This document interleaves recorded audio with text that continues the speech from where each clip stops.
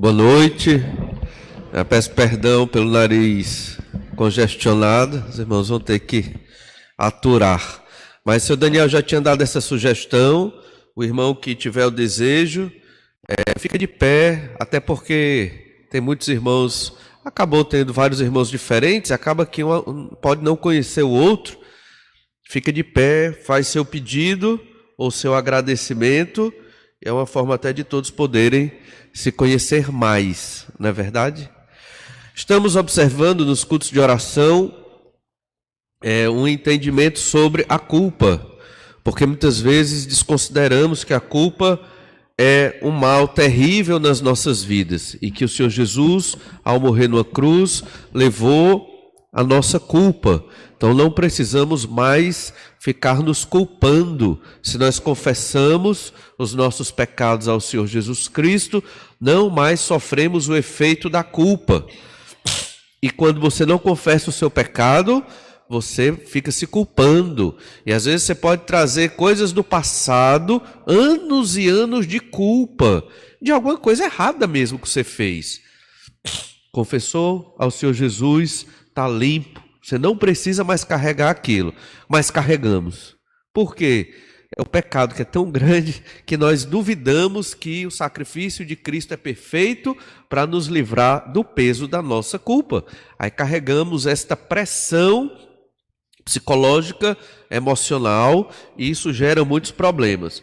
Nós estamos observando o Salmo 32. Olhe na sua Bíblia, o Salmo 32.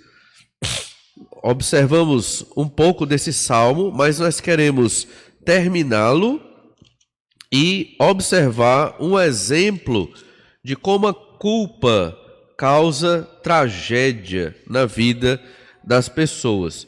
Nós vimos que a culpa é um efeito do pecado, vimos isso em Provérbios 21:8, e observamos também que a culpa destrói o homem.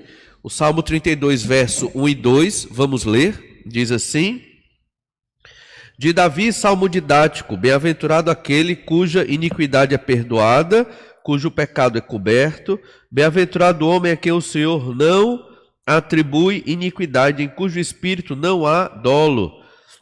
Quando Deus perdoa, baseado certamente no sacrifício de Cristo, nós não temos mais aqueles pecados sobre nós, estamos livres da culpa desses pecados, e observamos que o termo para pecado, na língua original, é similar ao termo utilizado para culpa.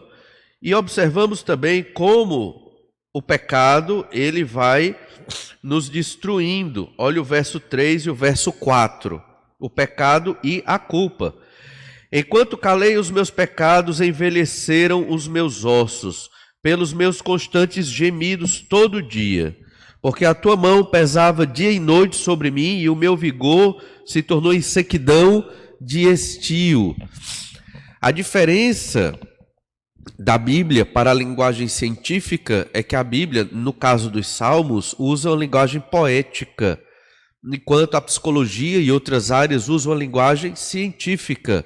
Mas a ideia aqui é de uma doença psicossomática, onde os ossos, eles estão envelhecendo e há um constante gemido, dores físicas de que quando você vai no médico, fisicamente você está bem, mas certas dores, certas atividades, problemas na mente vão gerar dores físicas no seu corpo. Você faz o exame físico, você está bem, não tem nenhum problema. Mas você está sentindo certas dores, está sentindo uma angústia, está sentindo, às vezes, arritmia, falta de ar, e aí vai. Então, o salmista está descrevendo exatamente isso.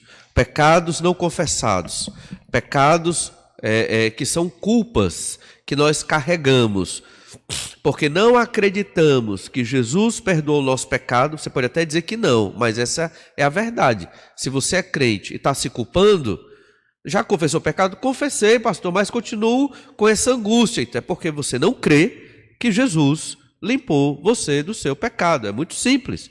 Confesse o seu pecado, se magoou alguém, vai lá, pede perdão, retrata com o irmão, resolveu, acabou. Mas se você carrega esta culpa durante a sua vida, você vai ter esse tipo de sofrimento. E a mão de Deus pesa dia e noite sobre aquela pessoa que tem pecados e não confessa o pecado, não se arrepende e não pede perdão. Lembre-se, todo dia nós pecamos. Todo dia, nas nossas orações, tem que haver um momento para confissão de pecado, arrependimento e confissão de pecado, até para aqueles pecados que eu cometi e nem percebi que cometi. Posso ter cometido vários e não percebi. Já vimos isso em outro momento, em Hebreus, na Epístola aos Hebreus. Os pecados da ignorância. Então, eu tenho que pedir perdão por esses pecados também. Quando eu não ligo para isso, quando eu não me arrependo, não confesso pecado, acho que está tudo bem na minha vida, porque eu tenho comida, casa, saúde, aí a culpa vai se acumulando, o peso do pecado vai se acumulando. Pode acontecer um dia que você acordou, estou triste, porque não sei. Ora, pode muito bem ser o acúmulo de pecados não confessados na sua vida. Mas a mão do Senhor pesa dia e noite, e o vigor é a sua força. Vigor é a sua energia. Se tornou em quê? Sequidão de estio, uma expressão que se refere a uma fruta seca, né? A uma fruta seca. O seu vigor virou uma fruta seca. Você ficou realmente sem energia para viver. Isso nos lembra um pouco da descrição que comumente ouvimos por aí sobre depressão. Pessoa sem vontade de fazer nada, só ficar em casa, muitas vezes deitada, não quer nem comer, não quer nada, ninguém, só ficar ali e pronto. Então o vigor se acabou. Nós não podemos desprezar os efeitos do pecado na nossa vida e, consequentemente, da culpa. E o aspecto espiritual age muito forte, tanto no nosso físico, na nossa mente, nas nossas emoções.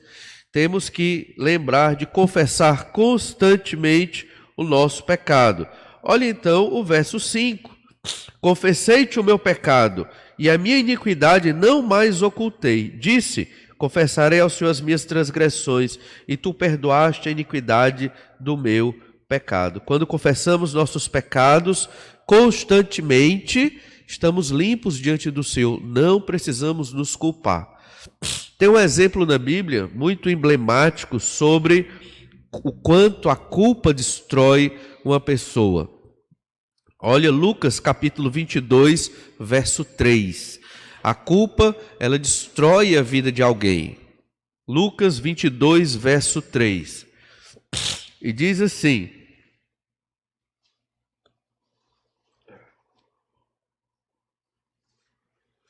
Ora, Satanás entrou em Judas, chamado Iscariotes, que era um dos 12. Este foi entender-se com os principais sacerdotes e os capitães sobre como lhes entregaria a Jesus.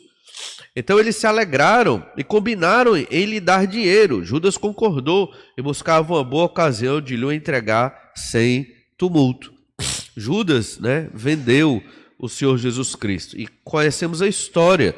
Estes homens, os sacerdotes, eles não tiveram nenhuma culpa, eles nem ficaram abalados. Judas, ele sentiu um remorso, ele ficou com culpa, ele conhecia Jesus, os outros não. Olha João capítulo 13, verso 2. Durante a ceia, tendo já o diabo posto no coração de Judas Iscariotes, filho de Simão, que traísse a Jesus, veja que Satanás entrou em Judas, Satanás pôs no coração de Judas a ideia da traição e do pecado. Olhe João capítulo 13, verso 26. Respondeu Jesus: é aquele a quem eu der o pedaço de pão molhado. Tomou, pois, um pedaço de pão e, tendo molhado, deu a Judas, filho de Simão Iscariotes. E após um bocado, imediatamente entrou nele Satanás. Então disse Jesus: o que pretendes fazer, faze-o depressa. Nenhum, porém, dos que estavam à mesa percebeu a que fim lhe dissera isso, pois como Judas era quem trazia a bolsa, pensaram alguns que Jesus lhe dissera: compra o que precisamos para a festa, ou lhe ordenara que desse alguma coisa aos pobres. Volte um pouco para João 12, verso 4. Mas Judas Iscariotes, um dos seus discípulos, o que estava para traí-lo, disse: por que não se vendeu este perfume por 300 denários e não se deu aos pobres? Isto disse ele, não porque tivesse cuidado dos pobres, mas porque era ladrão, e tendo a bolsa tirava o que nela se lançava. Então Judas, ele aparentemente, parece que era o que menos tinha problemas no meio dos apóstolos, mas de uma maneira sorrateira ele roubava o dinheiro de Jesus e dos apóstolos. E a sua ganância por dinheiro era tão grande que ele vendeu Jesus. Essa foi a ideia. Então, em Atos 1,18, o que foi que aconteceu com Judas? Ora, este homem adquiriu um campo com o preço da iniquidade, e precipitando-se, rompeu-se pelo meio, e todas as suas entranhas se derramaram. E isto chegou ao conhecimento de todos os habitantes de Jerusalém, de maneira que em sua própria língua esse campo era chamado Acéldama, isto é, campo de sangue. E aqui referindo-se a Judas, que foi enforcar-se, provavelmente ficou pendurado muito tempo ali, de alguma maneira a corda quebra, ou o pescoço quebra, e ele se parte nas pedras e as entranhas ficam todas ali numa cena terrível. E por que Judas se matou? O peso da culpa. Ele não se arrependeu, ele teve remorso. Remorso é culpa.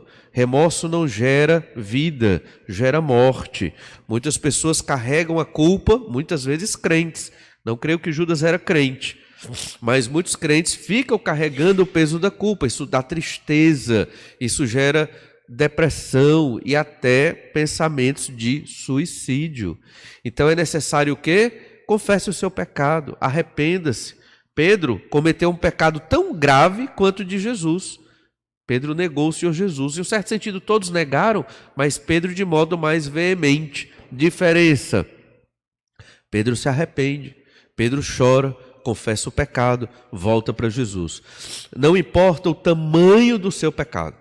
Talvez você chegue num ponto que diga: meu pecado é tão grande que eu não mereço Deus. É verdade, nosso pecado é tão grande que nós não merecemos o perdão de Deus, mas Ele dá. E quando você não quer o perdão de Deus, é porque você está sendo orgulhoso, você está querendo ser machucado e maltratado, porque às vezes nós preferimos receber o maltrato do que o perdão. Incrível, né? Como o ser humano é pecador, prefere às vezes levar uma surra, um castigo, do que ter o perdão do Senhor.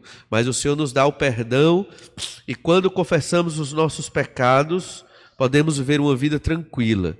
Irmãos, os nossos pecados são muitos.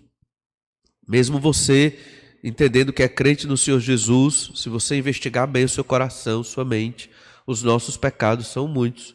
E nós não temos sanidade para viver carregando todos o peso dos pecados. Temos que confessá-los todo dia, entregar, nos livrar do peso dessa culpa e prosseguir. E o Senhor Jesus vai nos fortalecendo dia após dia para sermos cada vez mais a semelhança do Senhor Jesus Cristo. A nossa vida espiritual reflete muito na nossa vida emocional, na nossa vida física, social, em todos os aspectos. Na verdade, ela é que orienta todos os aspectos. Devemos então buscar essa íntima comunhão com o Senhor, sendo honestos, confessando nossos pecados em arrependimento, para podermos ter condição de fazer a vontade de Deus constantemente nas nossas vidas. Vamos orar, pedir que o Senhor nos abençoe. Obrigado, Senhor, pela tua graça e misericórdia, pelo teu amor, porque o Senhor nos deu o perdão, mesmo sem merecermos. O Senhor nos livrou do peso da nossa culpa. Podemos viver agora em liberdade. Podemos viver tranquilos, reconhecendo que o Senhor Jesus morreu na cruz pelos nossos pecados. E isso é tão maravilhoso, a tua graça é tão maravilhosa, que muitas vezes nem acreditamos e nem queremos, o que é o mais ilógico que se pode imaginar.